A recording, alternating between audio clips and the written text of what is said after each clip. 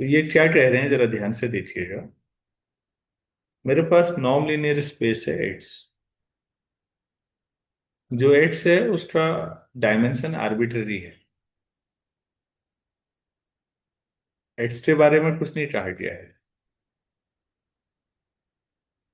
Y जो है वो एट्स का सबसेट है, सब स्पेस भी है, और वाई का फाइनाइट डायमेंशन है।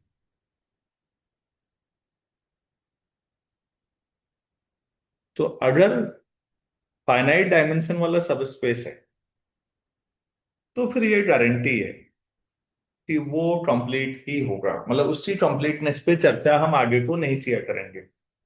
कहीं पर भी बच्चों कोई थ्योरम आएगी और हमें ये जानकारी मिलती है कि उसका डायमेंशन फाइनाइट आ गया है, तो हम उसे ऑब्वियसली इट इज कंप्लीट मानेंगे।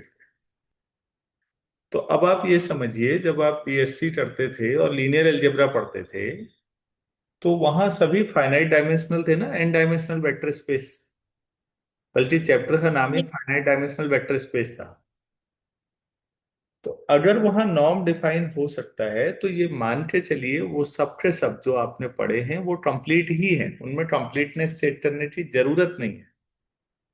बल्कि आप चाहें तो इस स्टेटमेंट को ऐसे भी लिख सकते हैं और करके, इन पर्टिकुलर ऐसा भी तो कह सकते हैं फिर। सब स्पेस ही क्यों कह रहे हैं, हम सीधे स्पेस को ही कह रहे हैं। Every finite dimensional non linear space is complete. मैंने शॉर्टकट मार दिया। हाँ, कोई भी नॉन लीनियर स्पेस है अगर फाइनाइट डायमेंशन का तो उसमें कभी टेंशन लेने की जरूरत नहीं, वो कंप्लीट ही होता है। और अगर वो आर्बिट्ररी डायमेंशन का है तो उसका फाइनाइट डायमेंशन के जितने भी सब स्पेस होंगे उनकी भी गारंटी हो गई। तो ये कहा गया है इसमें। उम्मीद है पूरी बातचीत समझ में आ गई होगी। चलो अब प्रूफ पे बात करते हैं। प्रूफ भी आसान है। इसमें जो रिजल्ट यूज होगा बच्चों, वो लेमा हम कल पढ़ चुके हैं। मैं एक बार रिकॉल करा दूं। आपके पास ये कलेक्शन था कल वाले लेमा में, और ये लीनियरली इंडिपेंडेंट वेक्टर्स का कलेक्शन है। तो हमने ये कहा for every pair of scalars A1 A2 AN, ये फील्ड के एलिमेंट हैं। फील्ड या तो रियल नंबर या कॉम्प्लेक्स जो भी ले रहे हैं। For every this there exist some positive real number C such that norm of A1 X1 plus AN X1 greater than equal to C times mod A1 plus mod A। ये हमने कल पढ़ा। कोई भी वेक्टर ले लीजिए आप फिर इनके लीनियर कॉम्बिनेशन से, किनके लीनियर कॉम्बिनेशन से, जो ये दिए हुए हैं लीनियरली इंडिपेंडेंट वेक्टर, तो उसका जो नॉर्म होगा उसका लोअर बाउंड एग्जिस्ट करेगा। तो सी, एक पॉजिटिव सी ऐसा जरूर होगा, और ये इससे नीचे नहीं जा पाएगा, जीरो पे नहीं जा पाएगा। तो ये बातचीत है। तो इसको कैसे किया जाए थोड़ा सा सोचिए तो हम लोगों ने कल ये पढ़ा था। अगर ये बात याद हो तो आज प्रूफ करना काफी आसान होगा। तो नए पेज में प्रूफ शुरू करें फिर अब।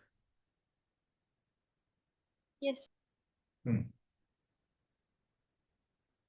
तो मेरे पास है नॉन लीनियर स्पेस है, और लेट एक्स एक नॉर्म है उसके साथ, this be a non linear space, और वाई का डायमेंशन फाइनाइट लेना है तो डायमेंशन वाई को एन मान लेते हैं।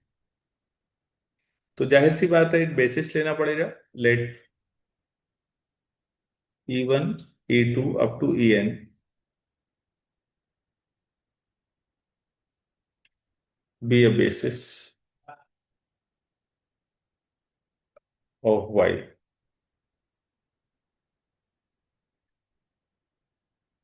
अगर ये बेसिस है तो फिर कोई भी एलिमेंट लो, देन फॉर एवरी, मान लो स्मॉल वाई ले लिया मैंने कैपिटल वाई में, तो आपको हमेशा कुछ स्केलर मिलेंगे। There exist some scalars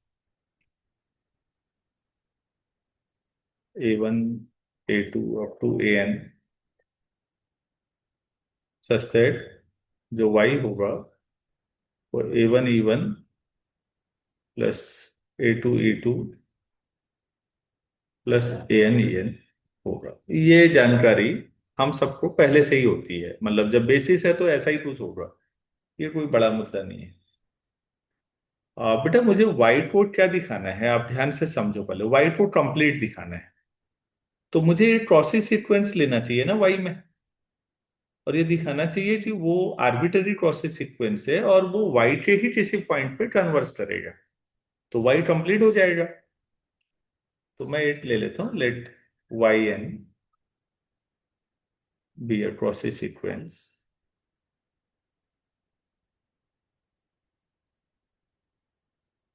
in Y suspect. अब इसके एलिमेंट जो होंगे उनको बताना पड़ेगा, y1 को कैसे ले लें, A11 E1 A12 E2 A1n En। जैसे y2 जो दूसरा एलिमेंट होगा इस सीक्वेंस का, उसको कैसे लिखें, A21 E1 A22 E2। मैं जानबूझ के मैट्रिक्स फॉर्मेट लाने की कोशिश कर रहा हूं, तो ऐसा लिखते हैं A2n En and so on कर देते हैं, अब समझिए होंगे। तो ये ट्रॉसी है, तो ट्रॉसी की डेफिनेशन लगानी चाहिए फिर अब मुझे, since yn is a process sequence,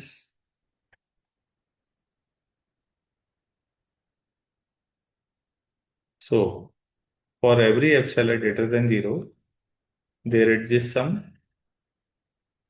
n जो कि नेचुरल नंबर होगा, such that ym minus y n या वाई आर जो भी लेना हो, एन नहीं लेते क्योंकि एन डायमेंशन में है तो कंफ्यूजन हो जा सकता है, तो वाई आर ले लेता हूँ, less than epsilon for every m and r greater than equal to n. ये डेफिनेशन सैकड़ों बार लगा ली होगी हमने, इसलिए कोई बड़ी बात नहीं है, ये ठीक है। यस। अब बच्चों जैसे ये y1 लिया, ये y2 लिया, इससे ym कितना होगा सोचो, और yr कितना होगा। वाई एम होगा A M1 E1 plus AM2 E2 बिल्कुल बिल्कुल ऐसे ही y प्लस प्लस r, तो मैं यहाँ पर AMN EN। ठीक हो गया। So norm of ym minus Y R, तो ये हो जाएगा ym का मतलब A M1 E1 से शुरू करके AMN EN minus YR AR1 E1 ARN EN, ठीक है ना, देखो ऐसा लिख सकते हैं। तो मैं इसे E1 का कॉमन, तो AM1 minus AR1 times E1 plus and so on AMN minus ARN times EN। तो ये है YM माइनस YR। आप इसे क्वेश्चन नंबर, हमने कोई मानी अभी तक, नहीं मानी शायद, तो पहले कर देते हैं। यस वन ही। बल्कि समान, इससे बड़ी क्वेश्चन क्या हो जाएगी, सबको अलग अलग कर देते हैं, इससे फायदा होगा कुछ। चलो करके देखते हैं, AR1 E1 हर एक का अलग अलग कर, plus AMN minus ARN times EN। तो YM minus YR norm less than equal to summation mod of AMI minus ARI times norm of ei, I from 1 to n. Equation number 2.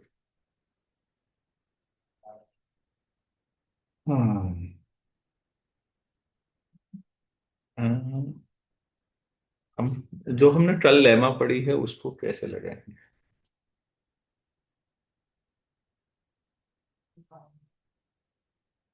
अब previous lemma लिखने का कोई मतलब नहीं है, ये 2-3 बार use होगा अगले 2-3 दिन तक। हम प्रीवियस प्रीवियस कहाँ लिखेंगे? हम लेमा को ऐसे लिख देते हैं, बट वी नो दैट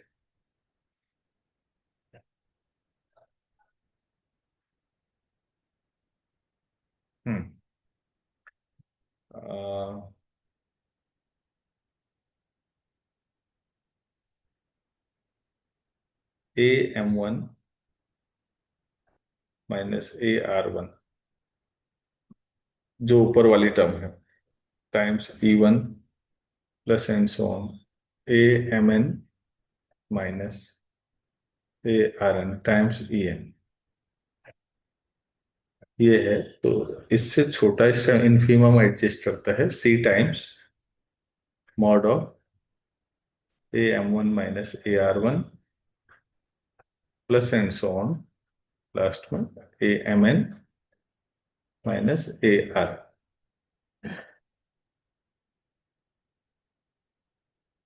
तो इसको मैं लिख सकता हूँ summation A M I minus A R I times E I from 1 to n. This is greater than equal to c times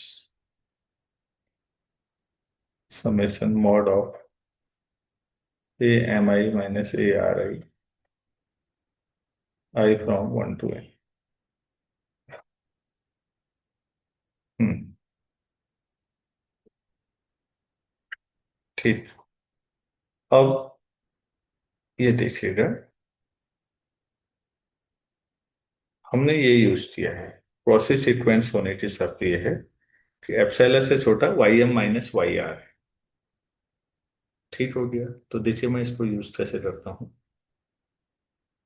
since epsilon से छोटा हो गया norm of y m minus Y r, हमने ये ले रखा है।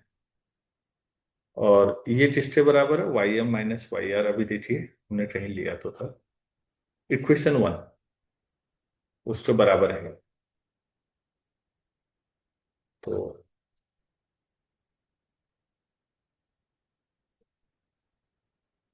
Summation A M I minus A R I times E I from 1 to n, short में लिख दिया बस, ये है। और इससे छोटा अभी जो लिखा C times summation A M I minus A are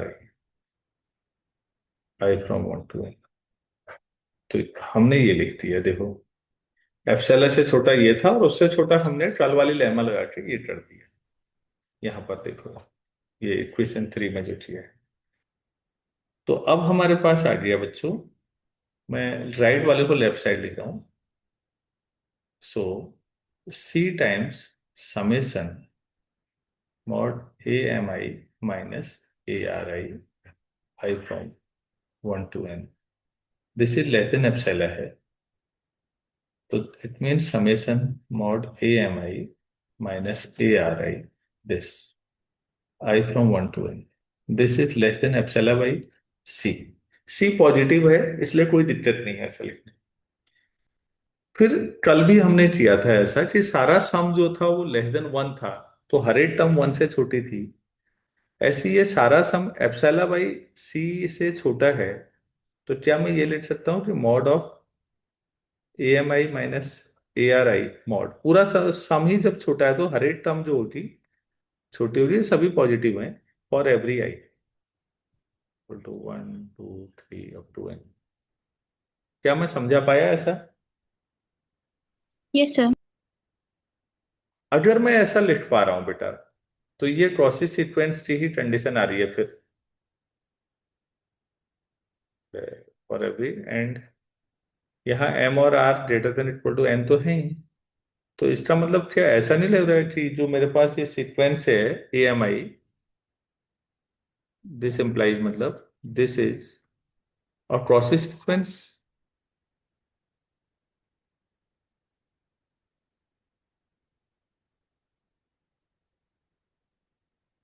in R. क्या आपको नहीं लगता ये क्रॉसिस की कंडीशन है? Yes sir. तो ये आर में क्रॉसिस, अब हमारी क्या मजबूरी है, आप पहले बात समझिएगा। हमें आर कंप्लीट है ये हमें पता होता है, यूजुअल टोपोलॉजी चली रही होगी। जब कुछ नहीं कहा गया है तो टोपोलॉजी यूजुअली होगी। और हमारी मजबूरी यह है कि हमें आर की कंप्लीटनेस पता है। अब तो कहीं से भी घुमाओ फिराओ, तो लास्ट में लाना होता है केवल वही आर में। अब आर कंप्लीट है, अब यहां से फिर वापस जाएंगे, आर का फायदा उठा लेंगे हम। तो आर कंप्लीट है, तो क्या मैं समझा पा रहा हूं इतना? जहां तक हुआ है इतना देखो दोबारा। Yes sir. देखो ध्यान से देखो, घबराना मत। इट्स नॉन लीनियर स्पेस है और उसका जो इट्स सब स्पेस है वाई, उसका डायमेंशन फाइनाइट है, तो इट बेसिस ले लिया। अब उसमें एक क्रॉसेस सीक्वेंस ले लिया। ठीक है, उनके एलिमेंट कैसे लिखने हैं वो लिखे हैं। अब क्रॉसेस सीक्वेंस है तो उसकी डेफिनेशन लगा ली, लेकिन बाकी कैलकुलेशन है अगले पेज में, केवल मैनिपुलेशन है, देखिएगा। Y m minus Y r लिखा है, कितना लिखा है, ये हो गया इक्वेशन वन। बाकी कुछ एजाद लेमा लगा के हमने ये ले आए। अब हमने कहा कि एप्सिलॉन से छोटा था y m minus Y r, वो इसके बराबर था, इससे छोटा हम लेमा से ले आए। बस हो गया। तो हम ए एम आई को क्रॉसिस सीक्वेंस बना चुके हैं आर में। लेकिन आर तो कंप्लीट है। अच्छा, सी में भी हो सकता है ना, दोनों फील्ड हम यूज कर रहे हैं फंक्शनल में। बट जो भी यूज करो, आर और सी, आप ऐसे लैंग्वेज में लिखना, ऑब्लिट मत करना। इस कंप्लीट, ये तो हमें पता ही है ये कंप्लीट होते हैं। तो फिर सो each of AMI is convergent in R और C, जो भी फील्ड है उसमें कन्वर्जेंट है। से हम ऐसा सोच लेते हैं कि A M I converges to, मान लो B I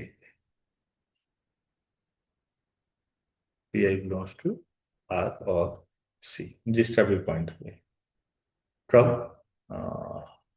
when m tends to infinity and this is true for every I equal to 1 2 3 up to n, मान लीजिए ये है। तो हर एक जो है a M I B I पे कन्वर्ज है। तो अब उन सबके जहां जहां कन्वर्जेंस है उन पॉइंट्स को लेके मैं ये डिफाइन कर रहा हूँ, लेट एक point z equal to b one e one plus b n e n. तो ऑब्वियस है कि ये वाई में ही होगा, क्योंकि उसके बेसिस का एलिमेंट का लीनियर कॉम्बिनेशन है। तो जेड उसी का एक पॉइंट है। अब मैं ये दिखा देता हूँ कि जो वाई एम था वो जेड पे कन्वर्ज कर रहा है, तो वाई एम माइनस जेड का नॉर्म लेके डिफाइन करता हूँ।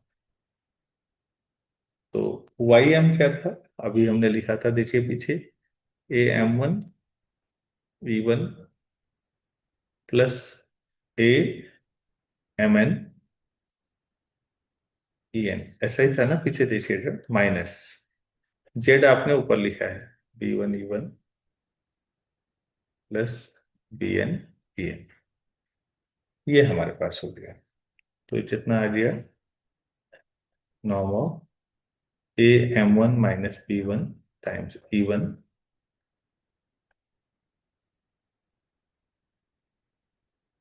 A M N minus b n times e N.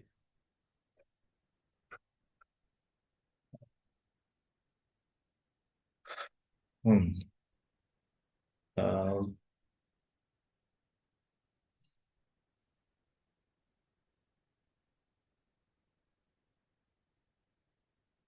Y minus z summation, summation अंदर है तो बाहर 9 है।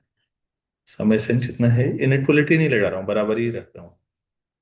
हाँ, तो समेसन हो गया a M I minus p i times p i, i from 1 to n, 9। अब ये बताइए, if m tending to infinity, तो उस समय ए एम आई कहाँ को जाएगा, ऊपर लिखा होगा। B i. A M i tends to b i, and this will be true for every I equal to 1 2 3 up to n। तो उस सिचुएशन में वाई एम कहाँ को जाएगा फिर, ये राइट साइड तो जीरो हो जाएगा, A M I B I पे जाएगा, तो ये डिफरेंस टेंडिंग टू जीरो हो जाए, तो y m tends to z. और जेड किसका पॉइंट है, वाई का। कब, जब एम टेंडिंग टू इंफिनिटी हो, तो ये वाई एम सीक्वेंस ये हो गया। तो इससे क्या पता लगा, वाई कौन सी हाँ कन्वर्जेंट है, sequence y m is convergent? Convergent. तो फिर वाई एम एक आर्बिटरी सीक्वेंस था, सॉरी आर्बिटरी क्रॉसी सीक्वेंस था, और वो वाई के ही किसी पॉइंट पे कन्वर्ज कर गया, तो वाई क्या हो गया, कंप्लीट कन्वर्जेंट। है ना, वाई तो कंप्लीट हुआ बेटा, y m convergent, sorry sir, y में कन्वर्जेंट हुआ और वाई का। Y complete. Very good. क्या ये समझ में आया, इसमें कोई दिक्कत है? सर समझ में आ गया। ठीक हो गया। तो इस क्लास में इतना ही करते हैं, कुछ चीजें अगली क्लास में करेंगे अभी।